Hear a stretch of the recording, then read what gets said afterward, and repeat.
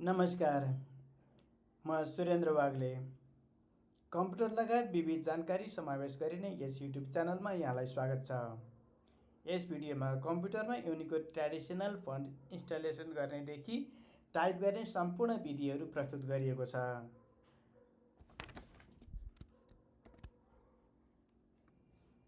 सबैभन्दा पहिले font installation सम्बन्धी जानकारी हासिल गरौँ।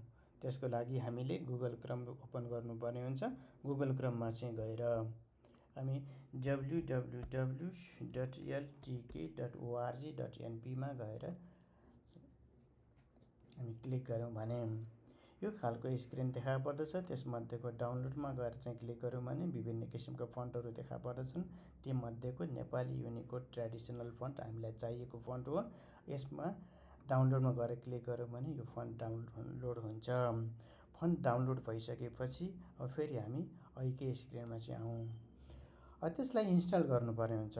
फन्ट इन्स्टल गर्नुहोस्। फन्ट इन्स्टल भइसकेपछि त्यो कम्प्युटरको टास्क बारमा यो खालको स्क्रिन देखा पर्दछ। त्यसमा रहेको चाहिँ इएनमा चाहिँ क्लिक गऱ्यौँ भने यो किसिमको स्क्रिन हामीले पाउँछौँ। त्यहाँ दुई किसिमका फन्टहरू देखिन्छ। एउटा इएन इङ्ग्लिस युनाइटेड स्टेट, अर्को यनि लेखेको नेपाल भनेर लेखिएको छ।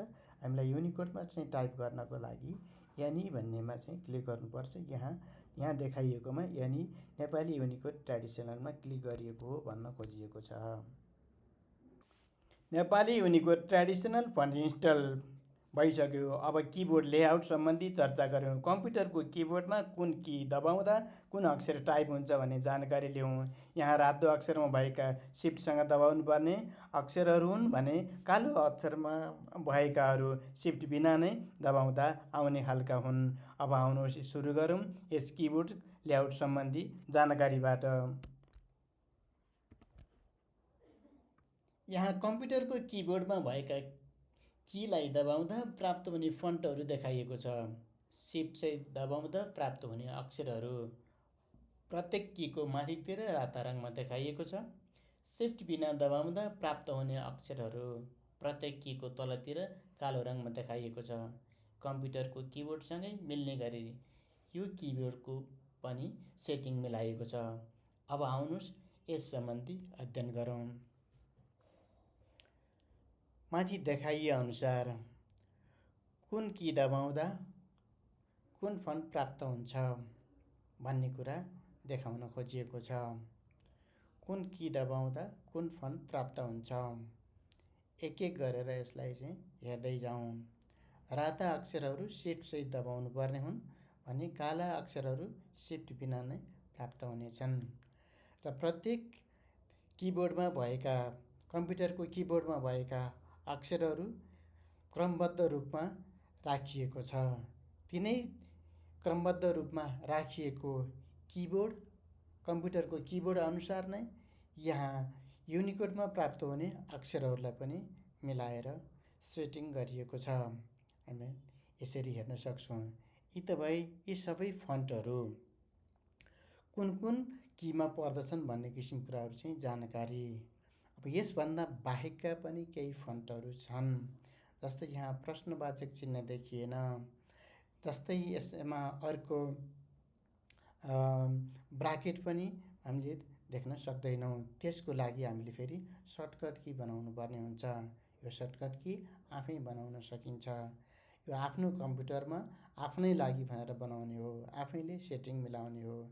यसको लागि सबैभन्दा पहिला हामीले चाहिँ इन्सर्टमा चाहिँ क्लिक गर्नुपर्ने हुन्छ। इन्सर्टमा क्लिक गरिसकेपछि अनि सिम्बोलमा गएर क्लिक गर्ने। सिम्बोलमा क्लिक गरिसकेपछि सबैभन्दा तल रहेको त्यो डायलग बक्समा मोर सिम्बोलमा गएर चाहिँ क्लिक गर्ने। मोर सिम्बोलमा गएर चाहिँ क्लिक गरिसकेपछि हामीले यो अनि हामी यो खालको एउटा स्क्रिन देखा परेको पाउँछौँ। त्यस्तै गरेर हामी त्यसलाई सिम्बोल सेलेक्ट गरौँ। कुन चाहिँ सिम्बोल जस्तो प्रश्नवाचक चिन्ह अघि देखिएको थिएन। यसलाई सिओ सेटिङमा मिलाउनु छ, सर्टकट कीमा चाहिँ मिलाउनु छ भने अब यसपछि त्यसमा पनि त्यो सिम्बोलमा गएर क्लिक गरिसकेपछि अनि क्लिक अन सर्टकट की, यो सर्टकट की लेखिएको ठाउँमा पनि क्लिक गर्दा तल देखिएको जस्तो चाहिँ डायलग बक्स चाहिँ देखा पर्दछ। अब हामीले प्रेस न्यु सर्टकट की भनेको ठाउँमा हामीले केही लेख्नुपर्ने हुन्छ भनेको सर्टकट की लेख्नुपर्ने हुन्छ। कन्ट्रोलसँग के दबाउने, अल्टसँग के दबाउने त्यो आफ्नै चोइसको विषय हो। के गर्दा सजिलो लाग्छ आफैले मिलाउने किसिमको कुराहरू हो। अब यसमा अल्टसँग गर्ने हो अथवा कन्ट्रोलसँग गर्ने हो।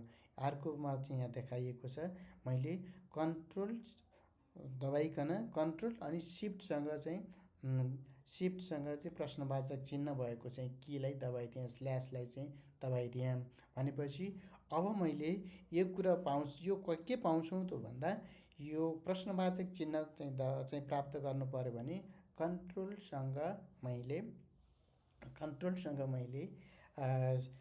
सिफ्टसँग प्रश्नवाचक चिन्ह दबाउनु पर्ने स्थिति आउँछ भनेर भन्न खोजिएको हो। यति गरिसकेपछि अब यसलाई फेरि ब्राकेट सुरुको पनि यसरी नै गर्न सकिन्छ, ब्राकेट बन्दको यसरी नै गर्न सकिन्छ।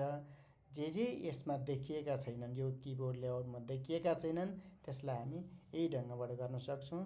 त्यो माथि प्रेस न्यु सर्टकट कीमा केही लेखिसकेपछि एसाइन गरिदिने, एसाइन गरिसकेपछि त्यसलाई हामी फेरि क्लोज गरिदियौँ भने हामीले यसबाट चाहिँ जे प्राप्त गर्न खोजेको हो, जुन सर्टकट की चाहिएको हो त्यहाँ नभएका सर्टकट कीलाई चाहिँ हामीले यसबाट चाहिँ यो विधिबाट पनि पुरा गर्न सक्छौँ।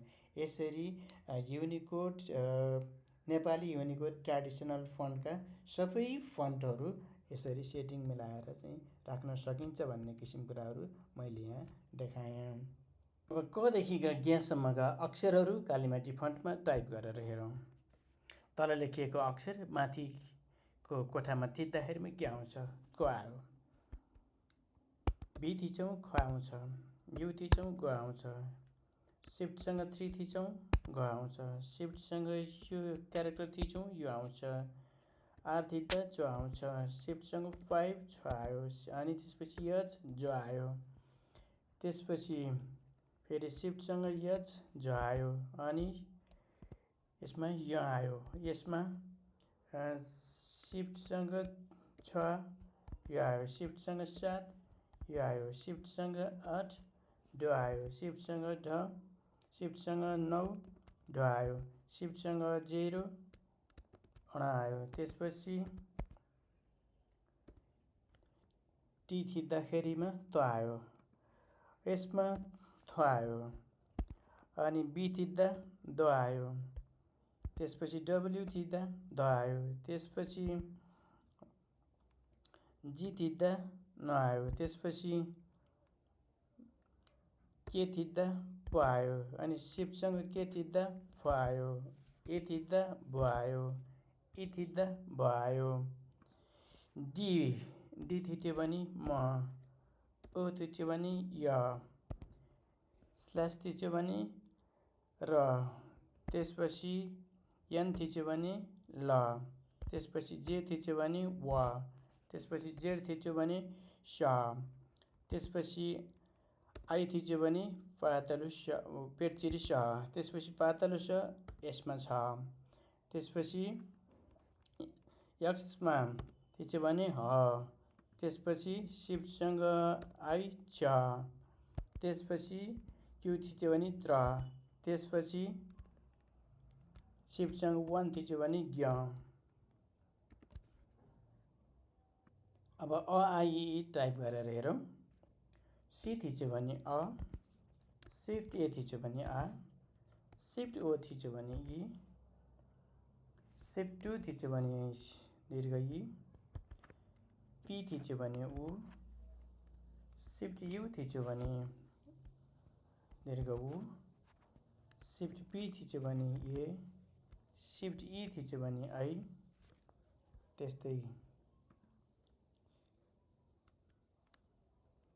सिफ्टसँग माइनस थिच्यो भने ओ, त्यतिकै माइनस थिच्दा औ, सी, अनि सिफ्टसँग यो थिच्यो भने सी, त्यसपछि एम थिच्यो भने अह। त्यस्तै गरी अब कका कि बाह्रखरीमा आउनुहोस् है त। माथि धेरै कुरा आइसकेको छ। कहाँ बनाउनु पर्यो भने यस अनि एफ, की बनाउनु पर्यो भने यस अनि यल, अनि अर्को की दीर्घ की बनाउनु पर्यो भने यस अनि क्यापिटल यल। अनि कु बनाउनु पर्यो भने यसमा थिच्नु पाइन्छ। त्यस्तै गरेर अर्को कु बनाउनु पर्यो भने सिफ्टसँग थिच्ने। त्यस्तै गरेर यस थिचेर यो कोष्ट हानिदियो भने यो आउँछ। अनि मझौला कोष्ट हानिदियो भने यस थिचेर मझौला कोष्ट हानिदियो भने के कै भयो, को हान्नु पर्यो। त्यसपछि सिफ्टसँग जे हान्यो भने को आयो। त्यसपछि सिफ्टसँग फेरि हामी बी हानिदियौँ भने क्यापिटल बी हान्यौँ भने कौ आयो। त्यस्तै गरेर यस थिचेर अनि कम आयो। अनि कह भन्नु पर्यो भने के थिचेर एम थिच्यो भने क आउँछ। अब यहाँ लेखेको अक्षर के रहेछ फेरि हेरौँ है त। यस त्यसपछि सिफ्टसँग जुगे कोष्ट छ है त। सिफ्टसँग जुगे कोष्ट यो क्री यसरी हान्नु छ है। त्यसपछि यस छ, त्यसपछि ब्याकस्ल्यास छ अनि टी छ। यो शक्ति लेख्नु पर्यो, भक्त उपरोक्त लेख्नु पर्यो भने यहाँ रकम लाग्नेछ। त्यसपछि के छ, ब्याकस्ल्यास छ, त्यसपछि अनि फेरि स्ल्यास छ। यो प्रगति प्रशासन लेख्नु पर्यो भने। त्यस्तै गरेर के छ यहाँ यु छ अनि ब्याकस्ल्यास छ, त्यसपछि अनि फेरि